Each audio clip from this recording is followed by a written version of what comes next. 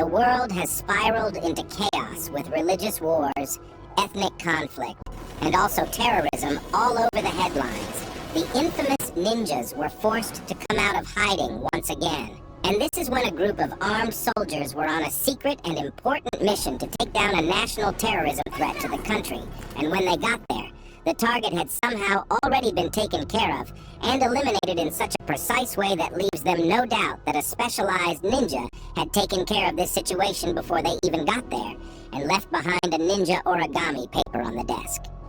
Upon seeing this, a top-secret investigation begins to find all ninjas who went against the treaty to dismantle the ninja organization and stop them once again, as they're too powerful for any country to handle and officials are scared of what they can do. Suzuki is a low-ranked ninja who lives among common people as a magazine editor. One day she suddenly got a message. She quickly said goodbye to her writer and headed toward a bridge. When she got there, she saw a Russian man who hunts ninjas. She was given the mission to eliminate this very man. That man shot at Suzuki, and dodging it, Suzuki struck with her heel, which suddenly turned into two sharp daggers. The man somehow escaped and kept shooting at Suzuki with his gun. But Suzuki dodged and threw some ninja stars at him, then came from behind and kicked him in the jewels. But still, that man didn't stop. Even Suzuki's electric rod had no effect on him, and he threw Suzuki to the ground. From some distance, another ninja was watching all this. This ninja's name is Kato, who is a high-ranking ninja. Now the foreign ninja was about to shoot Suzuki, when just in time a toothpick came and stuck in his arm. As soon as he turned around, he saw a boy running towards him. This is also a ninja whose name is Kuro. Kuro very easily defeated this man, and finally finished him off with a chokehold. He said to Suzuki, "I'm leaving. You handle the rest of the work." Hearing this, Suzuki was completely shocked. She thought, what kind of man is this? Why are you letting someone else take your credit? To which Kuro said, "I don't want to do so much work. I'm going home to sleep." Kuro was a good ninja, but also very lazy, and now he quietly left from there. He currently lives in an old cheap house, alone and bored at home. He keeps practicing making toothpick arrows by blowing them to the ceiling. Just then, someone suddenly entered his room without making any sound. This is his senior, Kato, who has come here to give him a mission. After World War II, some bad ninjas came together and formed a dangerous group called the Underground Ninjas. According to secret information, they have infiltrated Kodan High School and taken control there. This school is also built in a special place where there used to be a torn-down military school. Some secrets from the wartime are still hidden beneath the school. Kuro's mission is to go undercover and find out their plan. To help him in his mission, Kato gave him a special suit. With the help of this suit, he could disappear, but only from the top, since the suit came in the form of a hoodie. When Kuro was passing time with this suit, just then came the voice of a friend of Kuro's from the toilet, who was asking for toilet paper. It was kept very far from the seat. She said to Kuro, "If you look at me, I'll beat you up badly. Understand?" Following her words, Kuro climbed on the wall and reached the toilet paper without looking at the girl by going over her.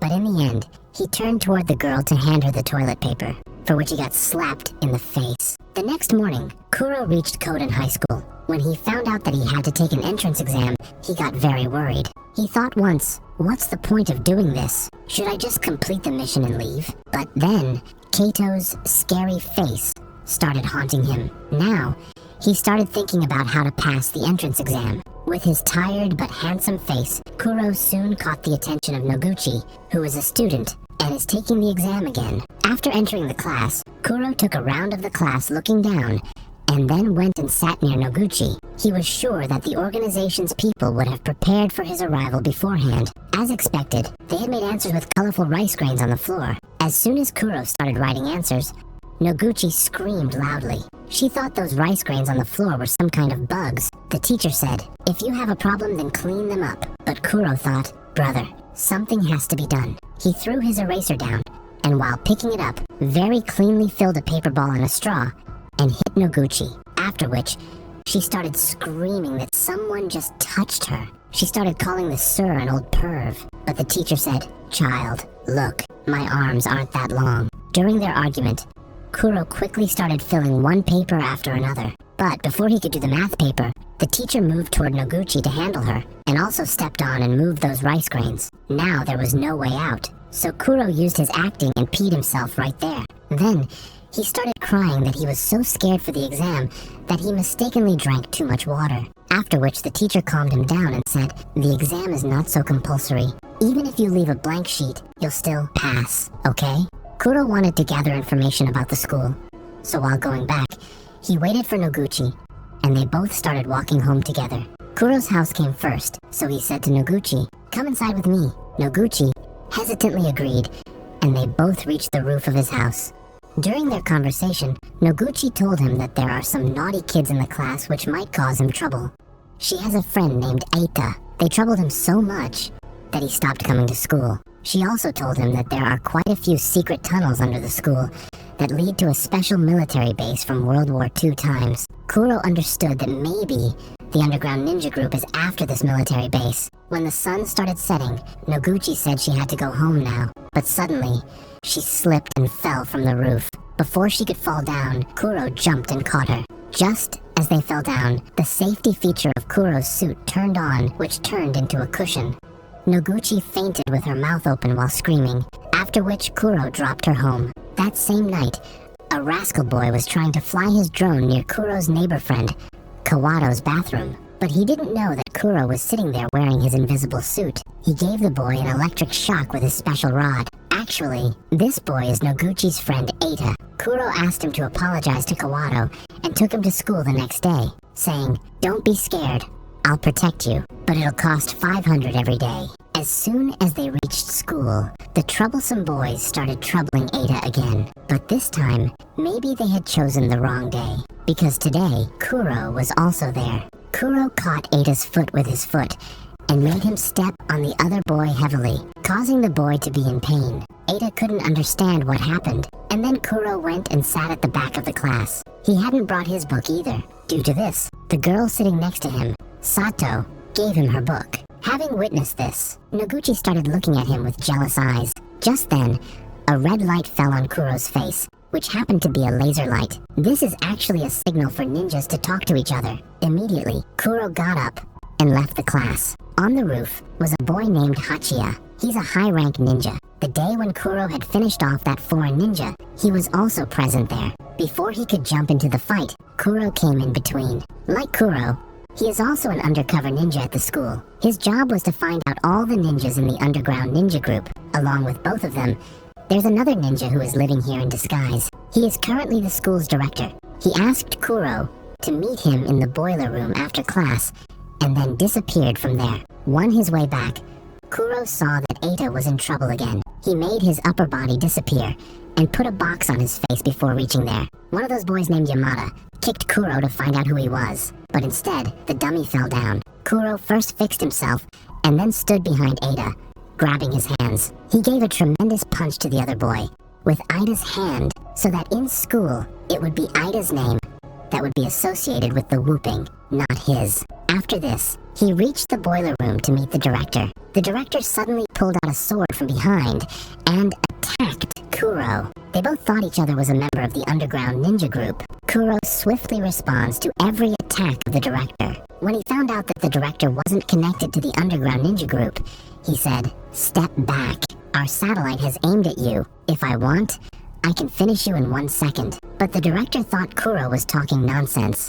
A low-class ninja like him couldn't possibly have access to the ninja satellites called Tan. But just then, Tan attacked with a powerful laser and cut the director's sword in half. Due to this, the director understood not to mess with him. After which, Kuro left from there feeling surprised because he didn't expect a lower-ranking ninja like himself to have access to Tan. But what surprises him even more is seeing Yamada outside, looking at him with this mysterious smile. Back to Yoshida. He's taking a bath and humming to himself. When he returns to his workspace, Suzuki is suddenly there, which makes things awkward since Suzuki only came to pick up his manuscript. That same night, at a convenience store, a transparent ninja causes trouble, messing up food on the shelves. The owner of the store happens to be a ninja, and she tries to defend herself with her katana. Unfortunately, since she can't see him, he swiftly slices her chest and goes away, leaving her lifeless. News about the ninja being ended reaches Suzuki's. Soon after, she gets attacked by the same transparent ninja. This ninja happens to be a ninja from UN, and Suzuki is shocked that their rival organizations now have transparent jacket technology that covers their entire bodies. She pulls out her shock stick to fight, but Sato suddenly shows up. This gives the Under Ninja a different option for ending Suzuki. He grabs Sato, and Suzuki asks him to let her go. Hearing Suzuki's voice, the Under Ninja decides not to end them both, because he remembers that Suzuki was once a woman he loved. Before leaving though, he tells them that Suzuki's death won't happen here, but it'll be at Kodan High School. At Kodan High School, Eita, who has a huge crush on Yamada, is surprised when he sees Yamada picking her nose. Before he can get over his surprise, Noheiji suddenly appears and hits him on the head, telling him to follow. Eita is scared, thinking Noheiji wants revenge for yesterday's incident, but surprisingly, Noheiji bows down and asks him to introduce him to Kuro. Suddenly, Kuro appears from behind, and Noheiji, who wants to become the top guy at Kodan High School, tells Kuro he wants to challenge this legendary school thug named Simon Saburo, who's supposedly hiding in an underground building. The thing is, Noechi doesn't really know details about this person, because Yamada was the one who told him about it that morning. On the other hand, Kuro doesn't really care about any of this, but he has this weird obsession with rare Japanese surnames. And since there are only 10 people with the Saburo surname left in the world, he agrees to Noheiji's request. That night, he asks Kato for permission to investigate the underground area of Kodan High School. Kato approves the request but warns him to be extra careful because transparent ninjas are becoming more active. Since Kato doesn't want anything terrible to happen at the school, he also sends Suzuki there to help Kuro and Hachiya. At home, Noguchi sees her parents laughing happily and decides to go to her room. She lies down and fantasizes about Kuro, imagining what it would be like if they dated in the future. But while she's enjoying her daydream, she's startled by a pair of eyes right in front of her face. This happens to be Kuro, who had come to warn her not to go to school the next day since the school is going to be destroyed. He can't explain the details, but he basically doesn't want her to be at school the next day. The next morning, when Azuma is about to enter the school gate, his head suddenly gets cut off by the Under Ninja, who's starting his mission to slaughter everyone at Kodan High School. Meanwhile, Noguchi, who was told by Kuro not to go to school, shows up at school and asks the director where Kuro is. She reveals what he had told her the night before, and hearing this, the director suspects something big is about to happen at the school. So, he gives her a ring to pass on to Kuro when she sees him. Meanwhile, Suzuki is informed that the Under Ninja has started infiltrating Kodan High School. Elsewhere, Kuro is heading to the underground base with Noheiji and Eita, but when they arrive, he goes in alone, leaving the other two outside because they're too scared to enter. In the classroom, while students are studying, they're shocked when Azuma enters without his head. The Under Ninja quickly starts slaughtering everyone in the classroom. Students scatter and run out while Noguchi, seeing everyone running in terror, just stands there confused about what's happening. In another building, a student who's eating in the bathroom is surprised when a shuriken gets thrown into the toilet. The Under Ninja wants to end this student too, but decides the kid is too weird for eating in a bathroom, so he lets him live. Amidst all these, Suzuki walks through the school hallways while listening to announcements about the current situation from the director over the loudspeakers. While this is going on, the Under Ninja goes completely crazy, slaughtering students throughout the school hallways. Suzuki continues searching through the hallways when suddenly, the ninja appears behind her and reveals his true identity.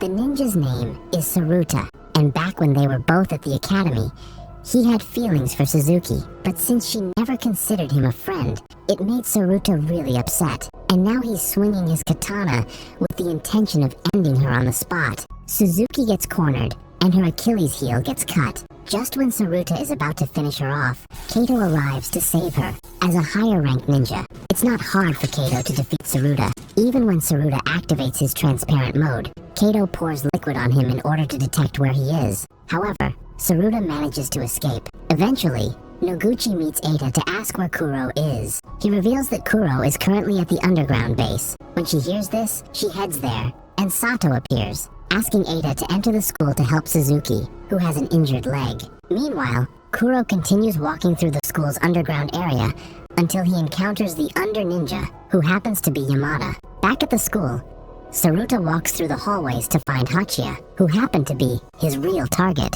He eventually finds him, and the two get into a heated battle. In the heat of battle, Saruta gets cornered when Tan's weapon locks onto his body, but before it can fire, he manages to break free from Hachiya. Underground, without wasting time, Kuro attacks Yamada with a bomb, but she easily dodges it. He tries to fight Yamada with everything he's got, but she has skills equivalent to top-ranking ninjas. Even while facing Kuro, Yamada keeps smiling because she feels his abilities are miles below hers. On the bright side, Sato and Eita help carry Suzuki to safety. Back to the fight between Yamada and Kuro. He's clearly struggling against her. She challenges him to use Tan because that's the only way he could defeat her. But Kuro knows that if he uses Tan, he'll only be helping to achieve Yuen's goal, so he refuses. Yuen planned to detect the coordinates of the Tan weapon and use it to control the world. Realizing that their plan is busted, Yamada just smiles. Soon after,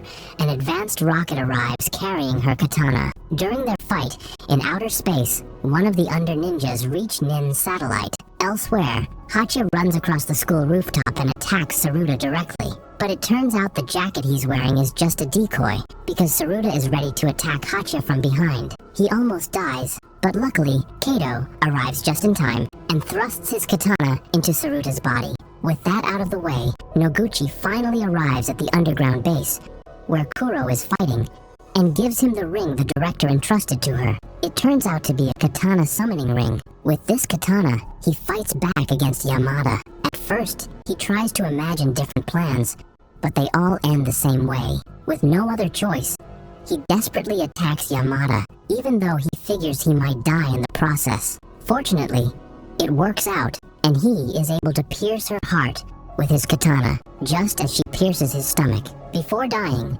Yamada reveals that their goal is to destroy Kodan High School and eliminate the ridiculous history it holds. Soon after, she dies, and Kuro asks Noguchi to leave him behind because his condition is too severe. But even seeing Kuro like this, she refuses to abandon him and tries to bring him with her as they escape. At Enin headquarters, the 7 legendary ninja commanders receive information that an Under Ninja has infiltrated the Tan satellite with the purpose of stealing NIN's data and taking control of Tan. They panic and order their subordinates to immediately destroy the satellite. But before the satellite can be destroyed, the Under Ninja manages to get inside and fires large-scale lasers to destroy Kodan High School. Eita, Suzuki, and Sato manage to escape through the secret passage and are shocked to see that Kodan High School has been completely destroyed. Meanwhile, Kuro, feeling like his life is about to end, forces Noguchi to escape using his jacket. She, however, decides to stay there, protecting Kuro from falling debris. Despite her efforts, she is the only one who manages to get out alive. Later on, Noguchi, unable to bear watching the news about Kodan High School's destruction, returns to her room. But when she enters her room, she's surprised to see a man there who looks very similar to Kuro. But it turns out to be someone else.